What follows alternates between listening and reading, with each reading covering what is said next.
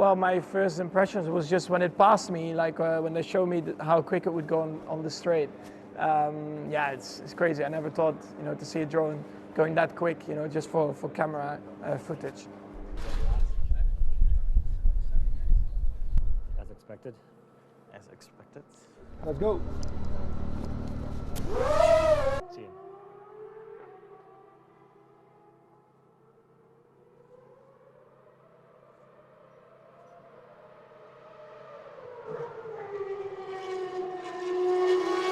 It's one thing to get a drone that's fast enough to keep up, but then to keep the framing during the full lap and to keep flying around it in an interesting way to capture the shot, that was the most challenging part for sure.